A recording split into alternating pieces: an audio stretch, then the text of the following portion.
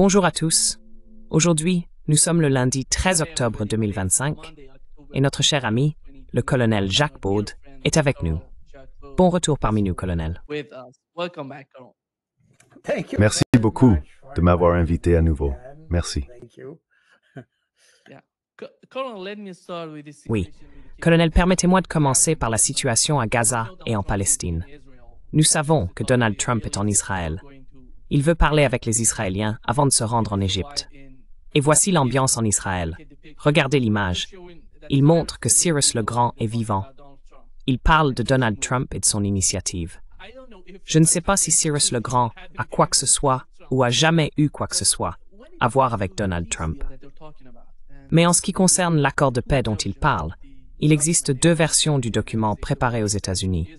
Celle envoyée à Israël, qui semble avoir été modifiée par les Israéliens, et la version envoyée aux États arabes.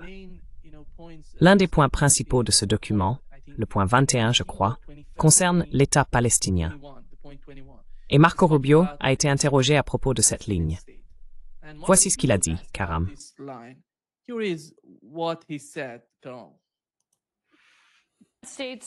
Les États soutiennent-ils un État palestinien? Parce que le point 19 de votre plan de la Maison-Blanche évoque une voie crédible vers l'autodétermination et la création d'un État palestinien.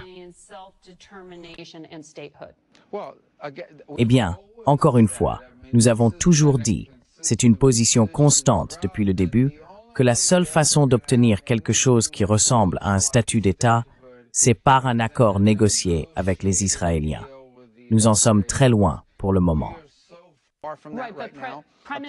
Le Premier ministre Netanyahou s'oppose à un État palestinien et remercie le président Trump d'avoir pris position contre sa reconnaissance. C'est pourquoi je vous demande de clarifier. Eh bien, nous n'avons pas reconnu d'État palestinien. Et je comprends pourquoi. Pour le moment, cela n'a aucun sens, car ce n'est même pas possible. Ce n'est tout simplement pas réaliste pour l'instant. Qui gouvernerait cet État palestinien? Eh bien, c'est le point 19 de votre plan. Qui le gouvernerait? C'est ce que je me demandais. Il ne veut pas reconnaître que le point 19 du document parle de l'État palestinien et de son avenir. Et il ne semble pas, colonel, que nous voyions quoi que ce soit de sérieux de la part de l'administration Trump concernant la question de la Palestine et d'Israël. Tout tourne autour de la libération ou, vous savez, d'une manière ou d'une autre, de l'aide apportée à Israël pour libérer les otages ou les prisonniers. Quelle est votre opinion à ce sujet?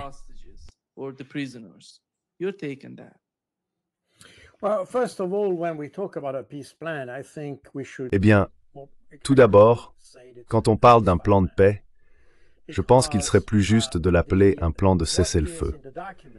Parce que ce que contient le document ne prévoit pas vraiment une paix durable. Oui, bien sûr, il est question d'un État palestinien et de tout cela, mais aucun véritable processus n'est établi pour y parvenir, et aucun mécanisme n'est prévu pour garantir que quoi que ce soit appliqué. En réalité, si l'on regarde la réaction des Israéliens, l'accent principal est mis sur la libération des prisonniers. C'est de cela qu'il s'agit vraiment.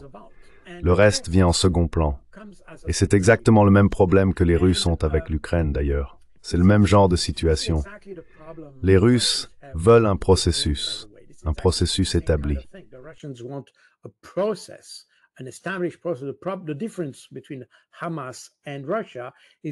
La différence entre le Hamas et la Russie, c'est que la Russie a les moyens d'influencer la décision, tandis que le Hamas ne les a pas.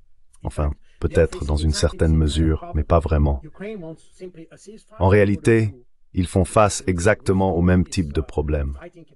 L'Ukraine veut simplement un cessez-le-feu afin de restaurer ses capacités de combat. Et en Israël, c'est exactement la même chose. Je veux dire, pour Netanyahou, si l'on écoute ce qu'il a dit, c'est essentiellement une pause avant la prochaine phase de l'opération. C'est essentiellement cela, et c'est là le danger de la situation. Le plan qui a été établi, un plan en 21 points au départ, a été dérivé de ce qui avait été élaboré en janvier et février 2024, donc il y a environ 6 mois. Il est en fait devenu la base du document signé en janvier de cette année, juste avant l'arrivée au pouvoir de Trump, lequel d'ailleurs n'a pas duré d'un mois.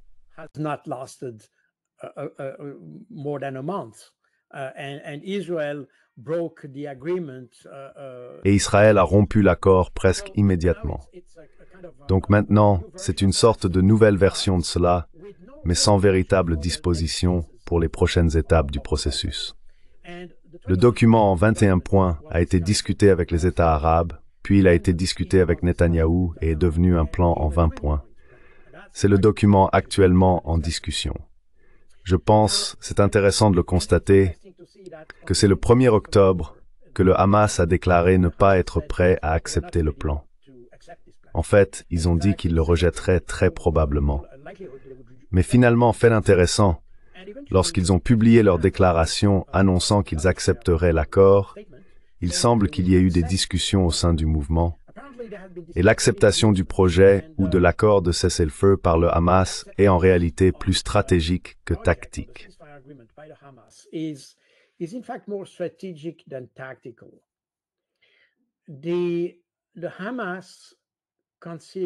Hamas estime que, quel que soit le contenu de l'accord ou la personne qui le signe, Israël ne le respectera pas. Donc, que vous le signiez ou non, cela ne change rien. Pour cette raison, il vaut mieux le signer, car au moins vous ne serez pas tenu pour responsable si l'accord échoue ou s'effondre. Par conséquent, la décision est davantage stratégique. Mais je pense que Hamas sait parfaitement que même s'il le signe de bonne foi et respecte tout, une fois les otages ou les prisonniers échangés, nous reviendrons au statu quo et les Israéliens trouveront un moyen de revenir à Gaza.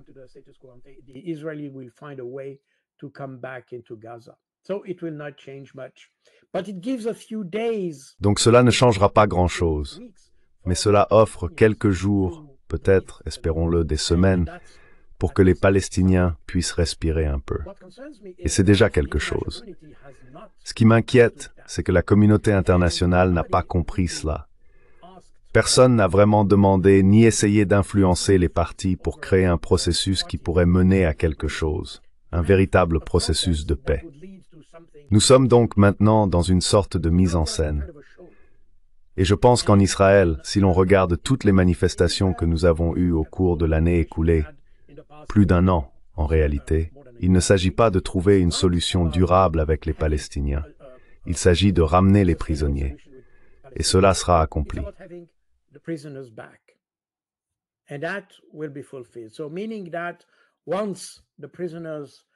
Donc, cela signifie qu'une fois les prisonniers échangés, nous aurons probablement soit de bonnes, soit de mauvaises chances que tout reprenne comme avant. Et pour les Américains, à mon avis, Trump a lancé tout le processus avec l'idée que cela jouerait en sa faveur pour un prix Nobel. C'est ainsi que je le comprends, car comme Trump l'a fait dans les conflits récents, les 7 ou 8 qu'il prétend avoir résolus, aucun d'entre eux ne l'a été à long terme.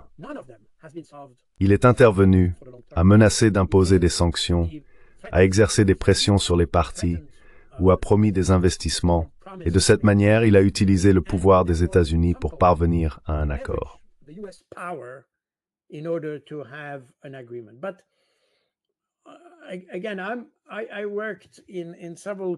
J'ai travaillé dans plusieurs zones de crise en Afrique et ailleurs pour l'ONU, et j'ai participé à la médiation de conflits, régionaux, locaux, tribaux, et ainsi de suite. On peut constater que la paix n'est pas une évidence pour tout le monde. C'est quelque chose qui doit être intériorisé. Pour le dire simplement, la paix doit venir du cœur, pas de la tête. La politique et les calculs stratégiques, c'est ce qui relève de la tête. Et cela peut aider à trouver une solution pacifique. Mais plus important encore, si l'on veut que cette solution soit durable dans le temps, elle doit venir du cœur. Il faut être convaincu que non seulement de bonnes relations avec ses voisins sont nécessaires, mais aussi que la paix est quelque chose que l'on souhaite vraiment atteindre, pour soi-même et pour les autres.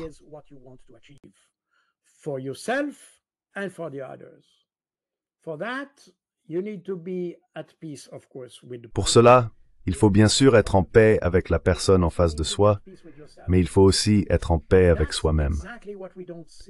Et c'est précisément ce que nous ne voyons pas lorsque nous regardons, par exemple, l'Europe, les États-Unis ou Israël. Ce sont des sociétés profondément divisées par de nombreux facteurs, culturels, sociaux et autres. Il y a tant d'éléments qui les séparent. Nous avons des sociétés composées de personnes qui ne trouvent aucune satisfaction dans la vie. Et cela se reflète, en réalité, dans la manière dont nous faisons la guerre, ou dont les Israéliens font la guerre. Quand on en vient à tirer sur des enfants et des choses de ce genre, c'est qu'il y a quelque chose de brisé à l'intérieur.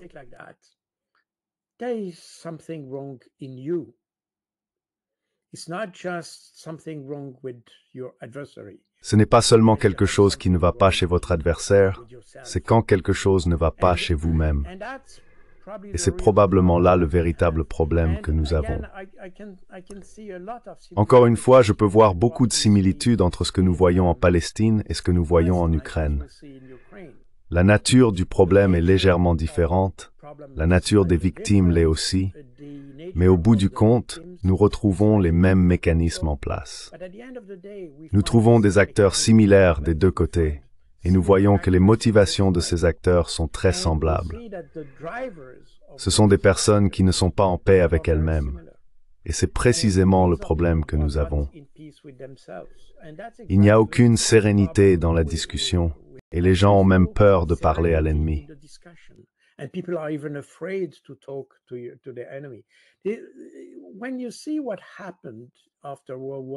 Quand on regarde ce qui s'est passé après la Seconde Guerre mondiale, la Première Guerre mondiale, ou même dans d'autres conflits, même pendant la guerre froide par exemple, nous n'avions pas peur de parler à l'ennemi. Nous n'en avions pas peur. Même dans les pires situations, nous étions capables de leur parler. Je veux dire, les Américains ont pu parler au Viet Cong ou à leurs représentants à Genève. C'était pareil après la Seconde Guerre mondiale. Nous avons pu parler aux Allemands après la Seconde Guerre mondiale et après la Première. Je viens d'une famille où des membres ont combattu contre les Allemands dans les deux guerres, la Première et la Seconde Guerre mondiale. Dans ma famille, par exemple, et je suppose que c'était pareil dans la plupart des familles, il n'y a jamais eu de ressentiment contre les Allemands.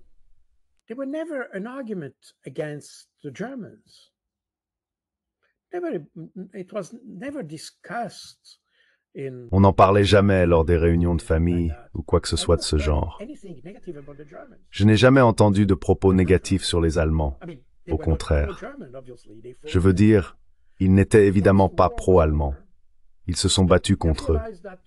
Mais une fois la guerre terminée, ils ont compris que la paix est bénéfique pour tout le monde. C'était donc une bonne chose de se serrer la main à la fin de la guerre et de dire « Nous n'avons plus besoin de nous battre ». Souviens-toi de ces exemples de la Première Guerre mondiale, quand la veille de Noël, des soldats jouaient au football avec les Allemands dans les tranchées en face d'eux. Il y avait de tels exemples. Où voit-on cela à Gaza? Au contraire, on vise les enfants.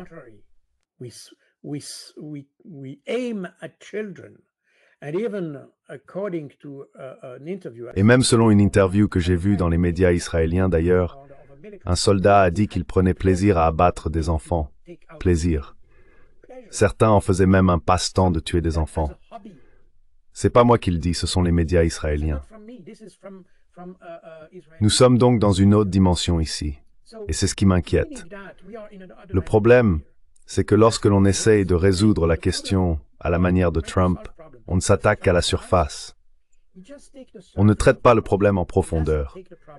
En conséquence, il n'y a rien à espérer réellement pour l'avenir, car à mon avis, dans quelques semaines, peut-être quelques mois, nous nous retrouverons exactement dans la même situation, la même haine revenant encore et encore.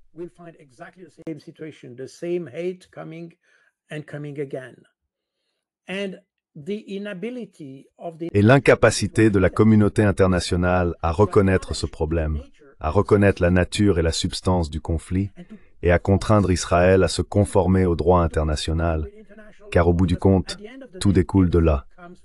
Toutes les résolutions, il y en a plus d'une centaine, je les ai répertoriées dans le livre d'Alex Aflod, en annexe à la fin. J'ai listé toutes les résolutions qui condamnent Israël pour ne pas respecter le droit international. Il y en a plus d'une centaine, nous le savons.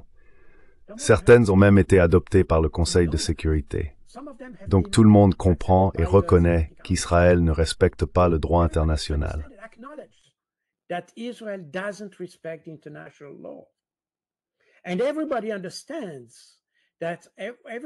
Tout le monde comprend que tout ce que nous avons aujourd'hui, ce que nous avons vu, surtout le 7 octobre, ne sort pas de nulle part.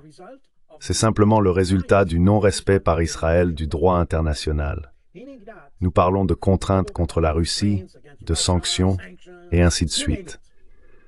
Mais que faisons-nous contre Israël, sachant qu'il viole le droit international et ignore des centaines de résolutions? Tout le monde sait que la solution existe, mais personne n'a le courage d'aborder le problème comme il le faudrait. Et il ne s'agit probablement même pas d'entrer en guerre avec Israël. Il s'agit sans doute simplement de donner de bons conseils, de les éduquer.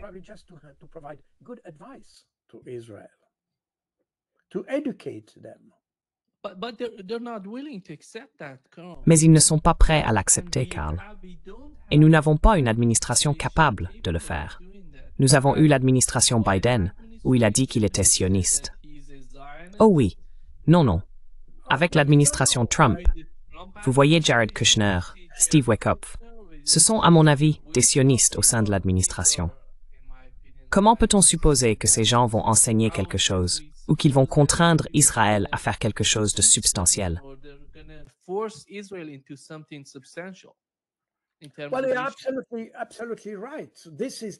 Eh bien, vous avez tout à fait raison. C'est bien là le problème. C'est le problème. Quand on parle, eh bien, vous savez, l'administration américaine est ce qu'elle est, mais il y a aussi le reste du monde. Il y a les pays arabes, d'ailleurs. Vous voyez, ils sont étonnamment inactifs dans ce genre de situation. Ils se plaignent quand quelqu'un change de mot dans un document, mais que font-ils eux-mêmes?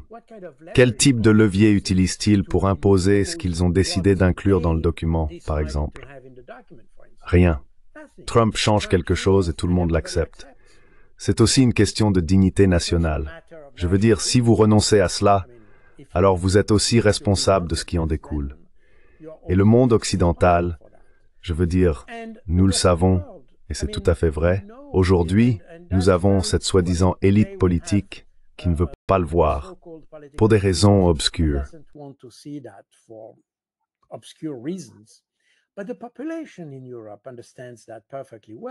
Mais la population en Europe comprend cela parfaitement bien, et nous l'avons compris depuis des années.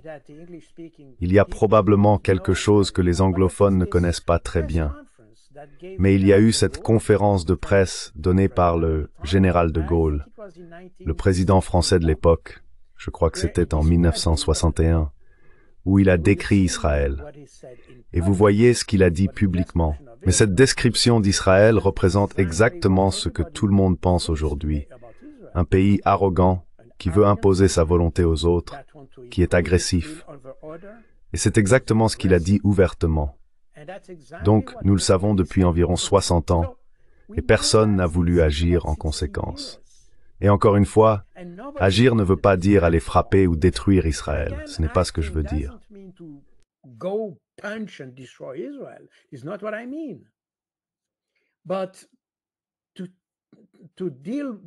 Mais pour traiter le problème de manière diplomatique, en essayant d'aider Israël à suivre la bonne voie par la diplomatie, peut-être par des sanctions, car au bout du compte, l'ONU est en mesure d'imposer des sanctions à ceux qui n'ont pas respecté le droit international.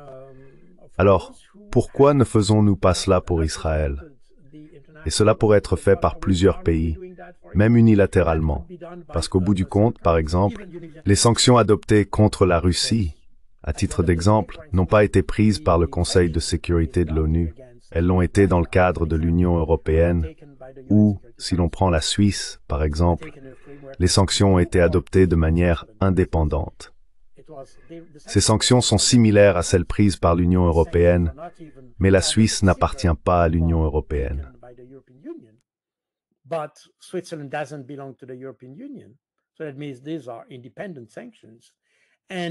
Cela signifie donc qu'il s'agit de sanctions indépendantes qui ne sont ni confirmées ni validées par le Conseil de sécurité de l'ONU.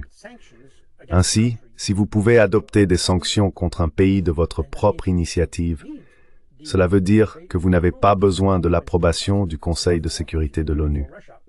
Par conséquent, si vous pouvez le faire pour la Russie, pourquoi ne pouvez-vous pas le faire pour Israël? Vous voyez? C'est tout l'enjeu. Nous avons permis à Israël d'atteindre une situation où il est presque trop tard pour faire marche arrière. Et c'est exactement là où nous en sommes. Le problème, c'est que nous devons aussi le reconnaître. Si nous voulons être satisfaits du résultat de la négociation, je pense que c'est une vision à court terme du problème, car nous pouvons être satisfaits aujourd'hui, mais qu'en sera-t-il demain et après-demain? Voilà le véritable problème.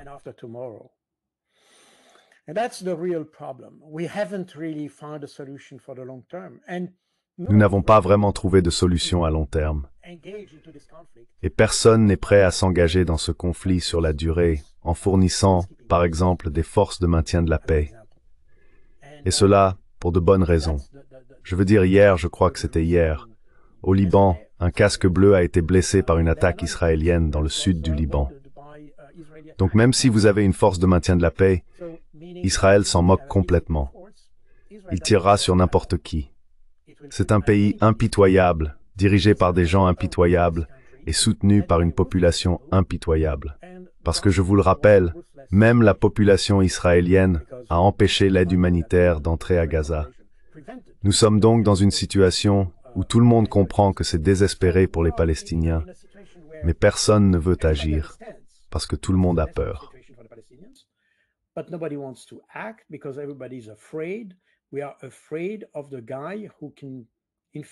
Nous avons peur de l'homme qui peut en effet te tuer n'importe qui. Je veux dire, nous le savons, le cas de JFK est dans tous les esprits. Et nous savons que si tu es contre Israël, alors c'est une sorte de gouvernance de type mafieux. Et c'est tragique. Nous avons permis à un pays de se comporter ainsi au sein de la communauté internationale, à une époque où cette communauté a été construite après la Seconde Guerre mondiale, précisément pour éviter les situations où des États voyous décident du sort du reste du monde, comme l'Allemagne, surtout l'Allemagne et le Japon. Tout l'ordre international après la Seconde Guerre mondiale a été conçu pour empêcher ce genre de situation. Mais maintenant, nous avons exactement la même chose à nouveau. C'est juste un pays plus petit, et comme il est plus petit, il est plus agressif.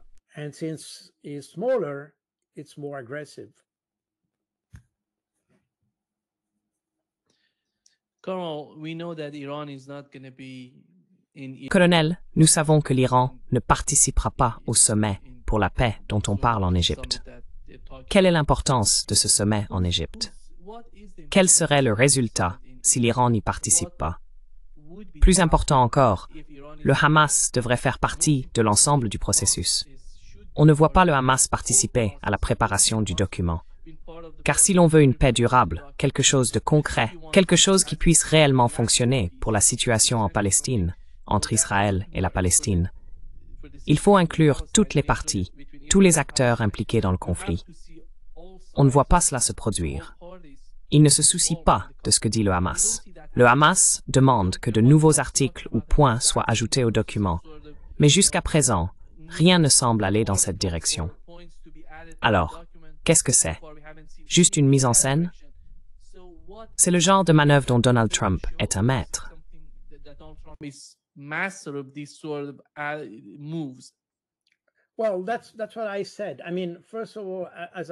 Eh bien, c'est ce que j'ai dit. Je veux dire avant tout, la paix doit être intériorisée par toutes les parties. Et quand je dis toutes les parties, je veux dire que lorsque vous faites la paix, vous la faites avec ceux contre qui vous vous battez. C'est logique. Cela signifie que, peu importe ce que vous pensez du Hamas, des terroristes, peu importe, si vous voulez être en paix avec eux, vous devez leur parler et vous devez obtenir leur engagement. Et vous ne pouvez obtenir cet engagement qu'en leur parlant. C'est aussi simple que cela. Le problème, c'est que la communauté internationale, Israël en particulier, est tellement prisonnière de cette idéologie, de cette idée selon laquelle on ne parle pas aux terroristes.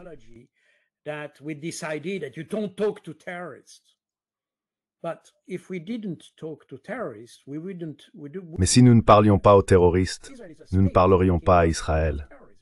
Israël est un État issu du terrorisme. Les premiers responsables et ministres d'Israël étaient des terroristes. Ils étaient considérés comme tels par les Britanniques à l'époque.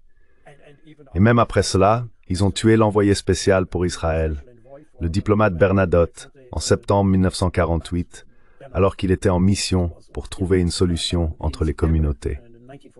Il a été assassiné par des Israéliens qui venaient tout juste d'arriver au pouvoir. Nous avons donc ici un État issu du terrorisme et qui se comporte comme des terroristes. Si nous étions aussi stricts avec cette idéologie, nous ne leur parlerions pas. Nous ne parlerions pas non plus aux dirigeants actuels de la Syrie, mais nous le faisons.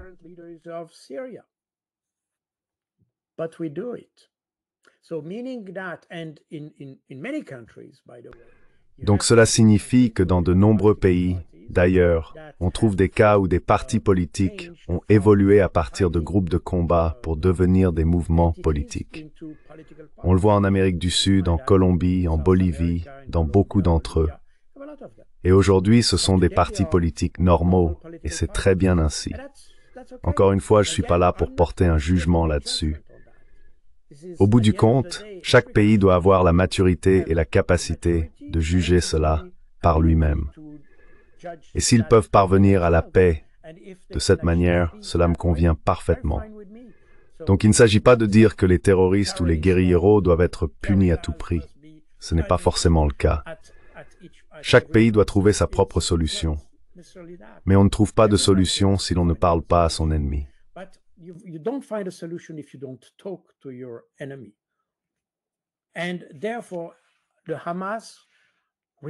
Et donc, le Hamas, peu importe ce que vous pensez d'eux, peu importe l'adjectif que vous leur attribuez, fait partie du conflit, et il faut leur parler. Sans leur parler, vous n'aurez rien d'autre qu'un morceau de papier signé. Et c'est exactement ce que nous avons à Sharm el-Sheikh. Au bout du compte, ce n'est qu'une mise en scène car les principales parties ne sont pas représentées. Ce sera simplement une cérémonie en réalité pour montrer à Donald Trump. Enfin, c'est ainsi que je le vois. Et je ne suis pas sûr qu'il en sortira quoi que ce soit de concret, car les acteurs ne sont pas là, ceux qui sont directement impliqués, ceux qui devraient s'engager pour la paix. Vous voyez?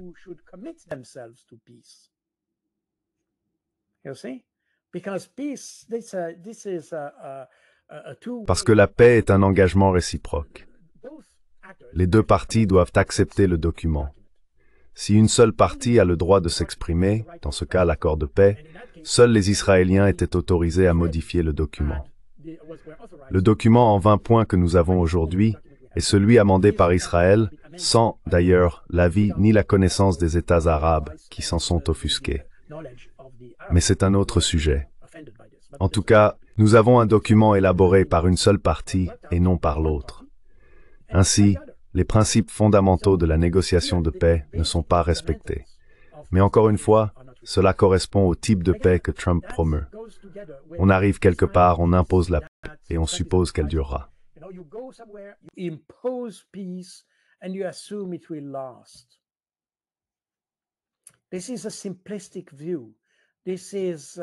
C'est une vision simpliste, presque caricaturale. Et je peux l'expliquer. Trump est comme ça. Ce que je ne comprends pas, c'est que les personnes qui l'entourent, qui le conseillent, perçoivent le problème de la même manière. Cela, je peux le concevoir. On peut avoir une personne qui est, disons, un peu plus simple que les autres. Mais si toute l'équipe ne comprend pas cela, alors cela soulève de sérieuses questions sur la gouvernance d'un pays comme les États-Unis. Eh bien, cela explique beaucoup d'autres choses d'ailleurs, mais c'est triste à un autre égard et préoccupant, parce qu'on pourrait supposer qu'une tâche aussi immense que diriger un pays comme les États-Unis s'accompagne aussi d'énormes responsabilités et d'une compréhension très approfondie de la substance des problèmes.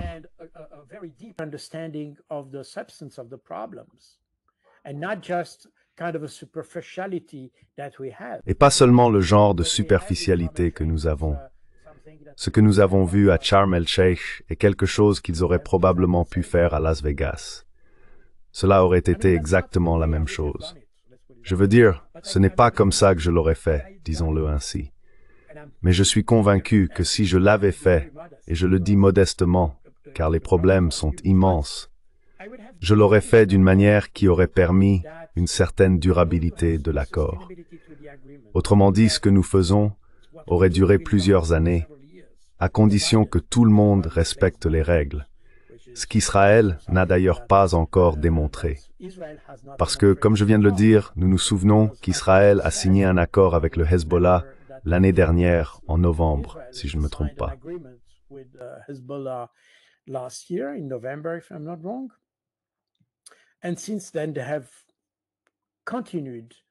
Et depuis lors, ils ont poursuivi leurs opérations là-bas. Ils ne se sont pas retirés du sud Liban, et hier, ils ont frappé 6 endroits pour détruire environ 300 véhicules civils, enfin des véhicules lourds pour les travaux de construction et ce genre de choses. Alors, quelle est la valeur de signer quelque chose avec Israël? Je pense que c'est probablement le problème le plus préoccupant dans cette situation. Le spectacle et tout cela, nous savons que ce n'est qu'une question d'apparence. Mais quand il s'agit du fond, le vrai problème est, avons-nous un partenaire fiable dans cet accord? Pouvons-nous faire confiance aux Israéliens lorsqu'ils acceptent quelque chose? Le problème, c'est que les Israéliens ont une compréhension très flexible du vocabulaire.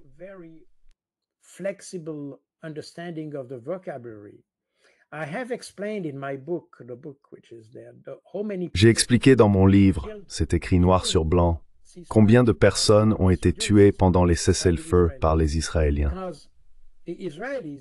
Parce que les Israéliens, par exemple, et c'est très vrai pour Gaza, non seulement depuis le 7 octobre, mais aussi avant, lorsqu'ils ont un accord avec Gaza, avec les factions sur place, il y a un cessez-le-feu.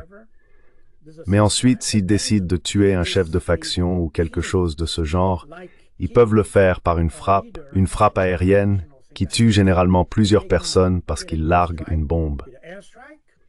Ce n'est pas un tireur d'élite. C'est une bombe qui détruit probablement toute une maison, avec toute la famille et tout le reste. Mais Israël ne considère pas cela comme une violation du cessez-le-feu.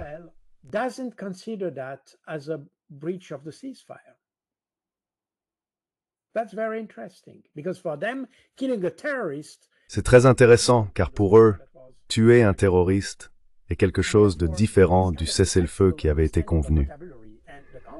Et donc, avec ce type de compréhension flexible du vocabulaire et des concepts, on ne peut jamais leur faire confiance, car ils trouveront toujours une explication pour violer l'accord. Et c'est là l'essence du problème. Ils peuvent enfreindre l'accord et dire « Eh bien, c'était un terroriste, donc cela dépasse le cadre de l'accord. Cela n'a rien à voir avec lui. » Et c'est en fait un problème fondamental que nous avons depuis le tout début. Je veux dire, même avant la création d'Israël, en remontant à 1947, ils interprètent les choses de cette manière.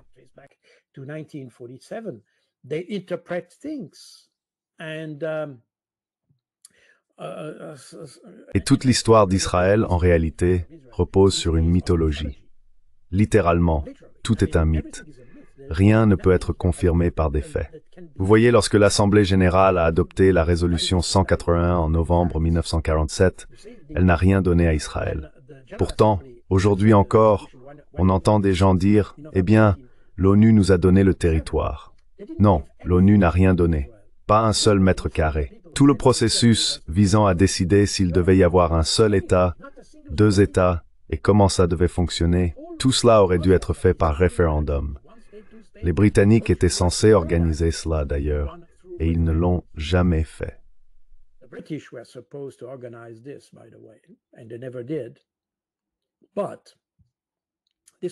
Mais la situation aurait dû être gérée par un processus démocratique, comme indiqué dans la résolution, fondé sur le droit à l'autodétermination des peuples. Et ce n'est pas ce qui s'est passé. À partir de 1947, tout a commencé par la guerre, et Israël a conquis l'ensemble de son territoire par la force, malgré la résolution. C'est probablement pour cela qu'un petit scandale a éclaté hier ou avant-hier. La plus grande fédération d'enseignants des États-Unis a publié une carte d'Israël où Israël n'existe pas. Elle est simplement étiquetée « Palestine ». Et bien sûr, c'est un scandale maintenant. Je ne sais pas, je crois que c'était dans le New York Post, si je ne me trompe pas.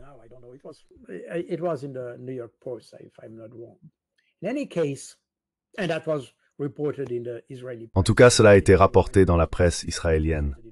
Je l'ai obtenu de la presse israélienne, mais je pense que cela a été traduit en français, donc je n'en suis pas sûr. Je peux probablement le montrer à l'écran si je le retrouve tout de suite. Juste à titre d'exemple. Désolé, c'est en français. Excusez-moi pour cela, mais la carte est bilingue. Voici la carte avec la Palestine, et c'est celle-là. Si vous regardez dans le New York Post, vous verrez aussi la carte là-bas. Et cela reflète probablement cette reconnaissance croissante que l'ensemble de l'État d'Israël, tel que nous le voyons aujourd'hui, repose en fait sur une fiction, car le projet initial de l'ONU était d'instaurer un processus démocratique.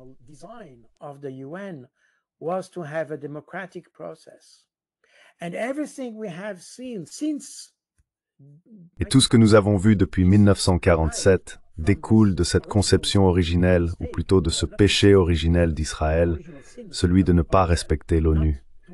Et ce que nous avons aujourd'hui, lorsque nous parlons des territoires palestiniens occupés et de choses de ce genre, n'est que la partie émergée de l'iceberg dans une longue série d'événements où Israël n'a jamais accepté les décisions de l'ONU.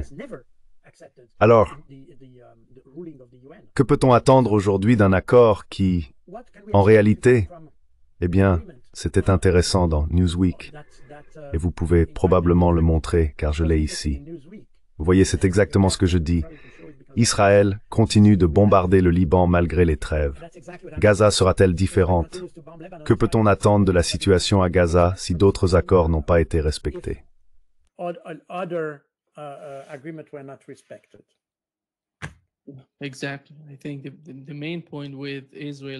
Exactement. Je pense que le point principal concernant Israël est le suivant. Carole, en ce qui concerne la situation en Ukraine, à ton avis, qui détient la domination de l'escalade là-bas? Il semble que, dans l'esprit des Européens, et je dirais même dans celui de Donald Trump lui-même, la domination de l'escalade appartienne aux États-Unis. D'après la façon dont il parle, il dit être très déçu par Vladimir Poutine et son attitude. Mais en réalité, cela ne semble pas être le cas pour l'Occident en Ukraine.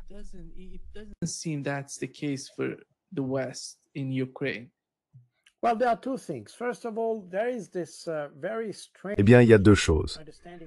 Tout d'abord, il existe en Occident cette croyance très étrange selon laquelle la Russie serait intrinsèquement faible. C'est la première chose. Et c'est assez troublant. Une sorte de déni de la réalité. Nous voyons que l'économie russe, pour de bonnes ou de mauvaises raisons, est en réalité en plein essor. Peut-être pas au même niveau que l'année dernière, elle a un peu ralenti. Mais si on la compare à l'économie européenne, elle est clairement en meilleure forme. Voilà pour le premier point. La deuxième chose, c'est que si l'on considère la domination stratégique, on pourrait avoir l'impression qu'en envoyant quelques missiles à longue portée à l'Ukraine, on gagnerait d'une certaine manière un avantage en matière de domination.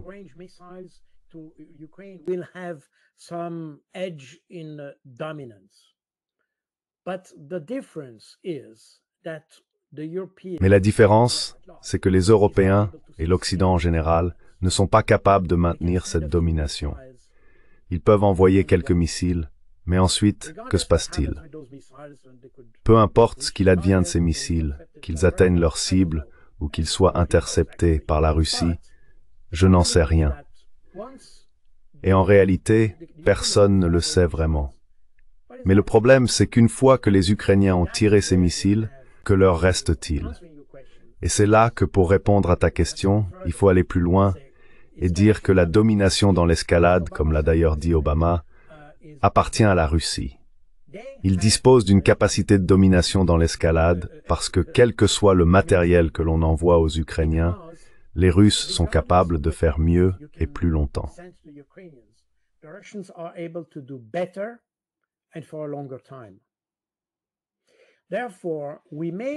Par conséquent, nous pourrions avoir l'illusion de la domination si nous envoyons des Tomahawks à l'Ukraine. Que se passera-t-il? Si vous envoyez des Tomahawks à l'Ukraine, en supposant que les Ukrainiens puissent les utiliser et viser Moscou ou n'importe quel endroit en Russie, vous pouvez être sûr que la Russie ripostera. Et elle ripostera plus fort et plus longtemps. Regardez ce qui s'est passé simplement avec les drones, les chars, la main-d'œuvre, les drones. Tout ce que vous voulez. C'était toujours la même chose. Nous avons envoyé des armes à l'Ukraine en pensant qu'elles changeraient la donne. En réalité, aucune des armes que nous avons fournies n'a changé la donne. Ni les missiles Javelin au tout début de la guerre, ni les chars Léopard 2, M1 Abrams, Challenger 2, et ainsi de suite. Leopard 2, M1 Abrams, Challenger 2, and so on and so forth, they were not able to change the balance of force. Ils n'ont pas réussi à modifier l'équilibre des forces. En réalité, nous avons été contraints d'envoyer ces armes précisément parce que les Russes avaient la supériorité. Il en va de même pour les F-16, pour les Patriotes, pour tout. Et maintenant, nous avons appris que même les missiles russes peuvent vaincre les missiles Patriotes. Le système Patriot aujourd'hui n'est capable d'intercepter qu'environ 6% de ses cibles. Et quand on parle de 6%, beaucoup d'entre elles sont probablement des leurs, ce qui signifie que l'efficacité réelle du Patriot est proche de zéro. Les Russes ont donc cette supériorité. Et la conséquence de cela, ou ce qu'il faut en tirer, c'est que plus nous fournissons d'armes à l'Ukraine, plus nous exposons l'Ukraine aux contre-attaques russes. Russian counterstrikes. Colonel, d'ailleurs, dans le cas des systèmes de défense Patriot, nous avons eu la même situation en Israël, car le dôme de fer est basé sur le système Patriot, et ils ont échoué face à l'Iran. Nous voyons le même schéma. Israël était totalement prêt à se défendre. Mais en Ukraine, d'une manière ou d'une autre, c'est un énorme désordre en ce qui concerne l'utilisation des systèmes de défense Patriot, des missiles Patriot. Et, selon vous, l'Occident, désolé de vous interrompre, l'Occident tire-t-il des leçons de ce qui s'est passé en Israël et en Ukraine?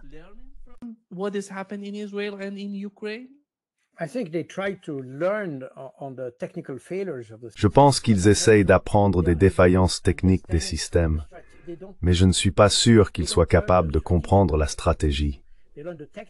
Ils n'en tirent pas les conséquences stratégiques.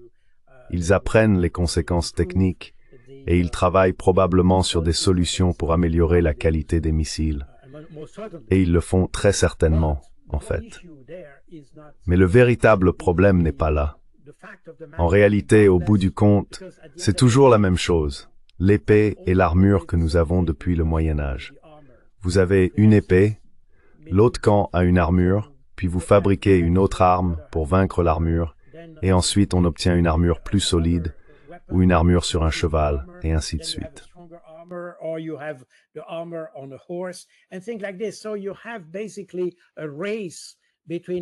Donc en gros, c'est une course entre des systèmes d'armes qui cherchent à se neutraliser mutuellement.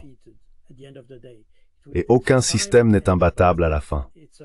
Ça peut prendre du temps, mais c'est toujours une course entre systèmes.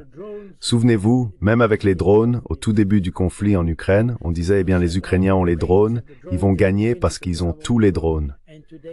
Et aujourd'hui, les Russes ont plus de drones, plus efficaces, plus puissants, mieux guidés, et ainsi de suite, que les Ukrainiens. À présent, les Ukrainiens sont vaincus par le même type d'armes dans lequel ils avaient autrefois la supériorité. Nous sommes donc dans ce genre de course. Il en va de même pour les Patriots et tout le reste.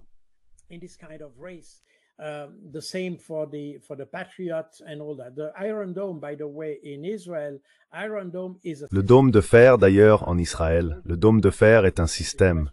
Ce n'est pas comme le dôme doré des États-Unis, qui est une combinaison de systèmes. Le dôme de fer est conçu pour contrer les roquettes du Hamas, ou du Hamas et du djihad islamique palestinien, entre autres. En fait, je devrais dire JIP, car c'est le djihad islamique palestinien qui a commencé avec ce type de roquette artisanale. Le dôme de fer est adapté à ce genre de menace, pas aux missiles utilisés par l'Iran. Ensuite, il existe d'autres systèmes comme la fronde de David, le système Arrow et le système défense de zone à haute altitude, fournis par les Américains Tactical Instrument.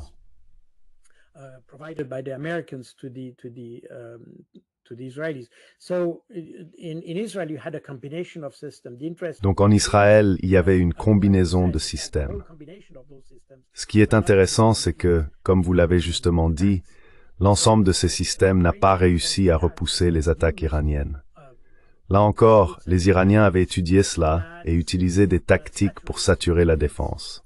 Il y a des aspects techniques à cela, mais aussi une forme de réflexion stratégique derrière. Ce n'est donc pas simplement lancer un missile en espérant qu'il ne sera pas intercepté. En réalité, il y a un calcul délibéré de ce qui sera intercepté et de ce qui ne le sera pas. Et c'est ce qui a conduit au succès des Iraniens. Mais c'est un autre sujet.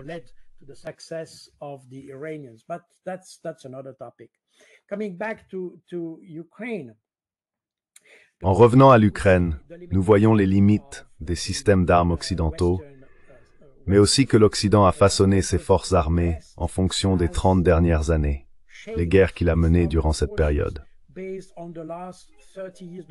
Et pendant ces 30 années, toutes ces guerres ont eu lieu au Moyen-Orient ou ailleurs, où les adversaires ne disposaient pas de puissance aérienne, ce qui signifiait qu'il n'y avait pratiquement pas besoin de défense aérienne.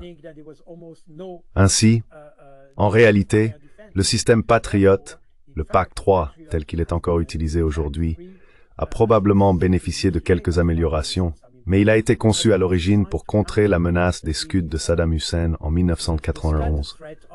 Vous voyez? Et depuis, le système n'a probablement connu que de légères améliorations.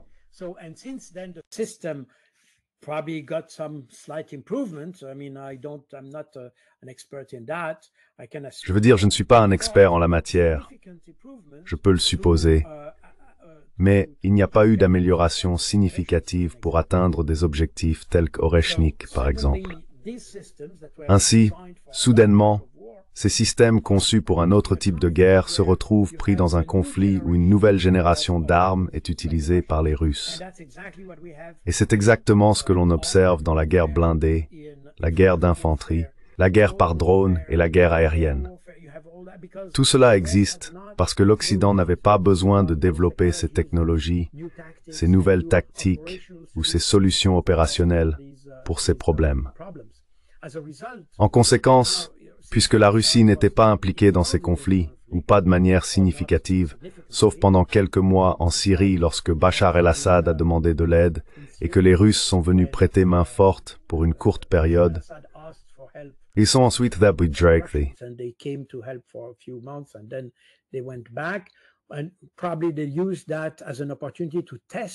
Et ils ont probablement utilisé cela comme une occasion de tester des armes, d'ailleurs. C'était donc davantage un champ d'essai qu'autre chose. En tout cas, cela n'a pas influencé le concept de base derrière la conception des forces blindées. Les forces blindées russes ont toujours disposé d'un système conçu pour défendre le pays. Il n'est pas destiné à projeter la force ou la puissance ailleurs dans le monde. Il sert à défendre la Russie.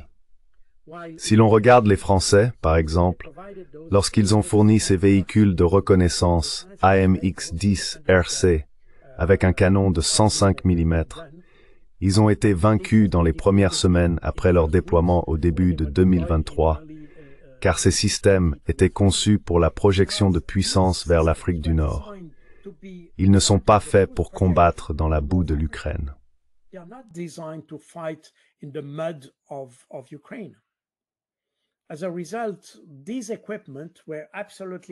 En conséquence, cet équipement n'était absolument pas adapté au type de terrain et aux conditions de l'environnement du conflit en Ukraine. Et c'est le sort de beaucoup d'équipements que nous avons en Occident. Je veux dire, le Léopard 2, et j'ai moi-même été le commandant d'un bataillon de chars, un bataillon de Léopard 2, est une arme parfaite pour combattre en Europe centrale. Le char est très haut, ce qui permet de se cacher derrière une colline et d'abaisser le canon pour tirer tout en restant protégé par la colline, si on le souhaite. Si vous regardez un T-72, un T-90 ou un T-80 qui ont été conçus pour combattre dans des zones très plates, ces chars ont un profil bas, ce qui signifie que même sans colline, vous êtes protégé par la forme de votre char. En Ukraine, dans les régions où il n'y a pas de colline, ou très peu, le Léopard sur birds happening par the score. He's not, he cannot be protected by the terrain. He's completely exposed and the silhouette Il est complètement exposé et la silhouette du Léopard 2 est beaucoup plus haute. Par conséquent, il est touché avec une probabilité plus élevée qu'un T-90 ou un T-72. Ainsi, même un équipement très bien conçu pour l'environnement pour lequel il a été fabriqué, je veux dire l'Europe centrale, ne peut pas vraiment être utilisé là-bas. Si l'on ajoute à cela l'équipement conçu pour l'Afrique du Nord ou le Moyen-Orient, comme les véhicules MRAP, ces camions blindés utilisés pour la contre-insurrection, ils sont très hauts afin d'être protégés contre les mines, pour se prémunir contre les mines anti-chars, les engins explosifs improvisés et autres menaces similaires. Ils sont construits hauts parce que lorsqu'on mène des opérations de contre-insurrection, il faut une bonne visibilité du terrain. Par conséquent, ces camions sont très hauts, ce qui est très bien quand on est en Irak.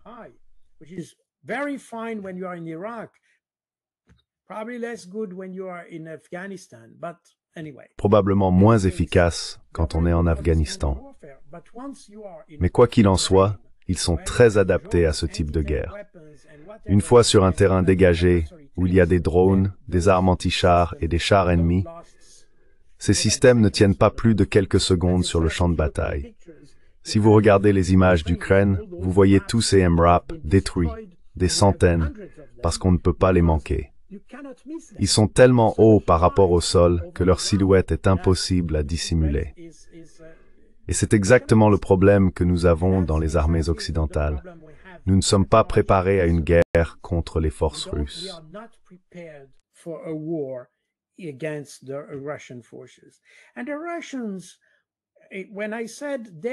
Quand j'ai dit que l'équipement des Russes est conçu pour défendre leur pays, je voulais dire qu'il n'est pas fait pour combattre en Europe centrale. Le T-90 est parfait pour la défense dans des zones très plates, comme on en trouve en Biélorussie ou dans les plaines de Russie, et ainsi de suite. Mais dès qu'on entre dans un terrain vallonné d'Europe centrale ou dans des régions montagneuses, cet équipement, eh bien, on peut l'oublier. Les Russes n'ont pas de matériel conçu pour combattre en Europe centrale. Ce n'est pas la seule raison, bien sûr. Il y en a beaucoup d'autres. Mais cela aide à expliquer pourquoi les Russes le savent parfaitement et pourquoi je ne m'attends pas à une guerre en Europe centrale. Parce que leurs forces ne sont tout simplement pas faites pour cela.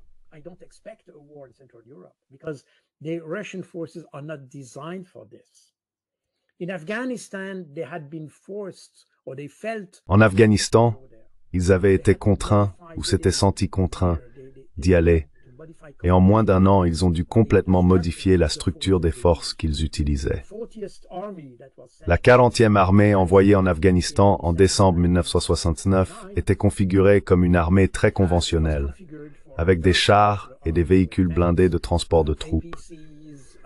Je veux dire, c'était vraiment une armée conçue pour combattre en Europe centrale. Elle était censée être une armée de réserve, ou plutôt une armée du second échelon, comme disaient les Russes. Et elle n'était certainement pas conçue pour combattre en Afghanistan. Mais c'est celle qui était stationnée dans le district militaire du Turkestan, et c'est pour cette raison qu'elle a été envoyée là-bas.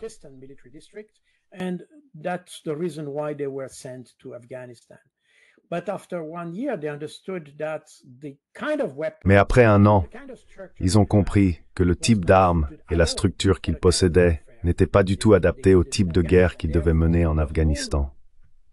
Ainsi, toute l'armée a été restructurée pendant le conflit, ce qui est assez extraordinaire, et elle a été ajustée à la situation sur place. Vous savez, à titre d'exemple, ils avaient beaucoup de chars et de véhicules blindés, des transports de troupes blindés, des véhicules de combat blindés. Ces engins ne se déplacent sur le terrain qu'aussi vite qu'on peut avancer en terrain vallonné ou montagneux. Et ils se sont rendus compte que pour réagir à une attaque insurgée, ce n'était tout simplement pas assez rapide. Qu'est-ce qui peut se déplacer extrêmement vite sur le champ de bataille? What can move extremely fast on the battlefield? The fastest that moves on the battlefield. La chose la plus rapide sur le champ de bataille, c'est le feu d'artillerie. Ils ont donc remplacé toutes leurs unités de chars par de l'artillerie. Ensuite, ils avaient aussi besoin de forces capables d'opérer loin derrière les lignes ennemies. Alors ils ont supprimé les unités d'infanterie régulières et les ont remplacées par des forces spéciales. Tout le système a dû être modifié. Cela signifie que ce n'est pas simplement une question de disposer de nombreux chars ou de beaucoup d'artillerie. Cela ne rend pas automatiquement une armée apte à combattre en Europe, ou en Ukraine d'ailleurs. Les Européens ont commis la même erreur avec l'Ukraine, en pensant que le nombre de chars, le nombre de pièces d'artillerie, le nombre de ceci ou de cela était le problème. Ce n'est pas le cas. Le véritable enjeu, c'est la qualité de l'équipement utilisé.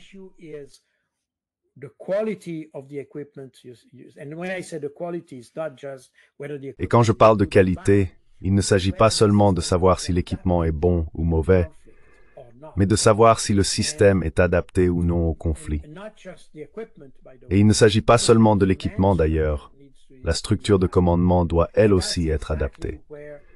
C'est précisément là que les Ukrainiens échouent, et ils continueront d'échouer parce que les Européens et l'Occident en général n'ont pas compris comment la guerre se mène en Ukraine.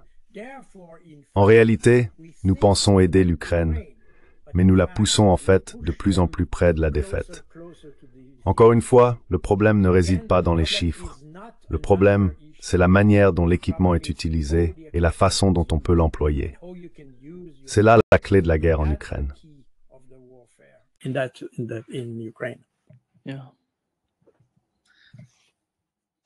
Merci beaucoup, Carl.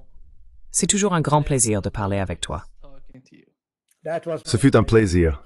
Merci beaucoup de m'avoir invité. Merci. Merci.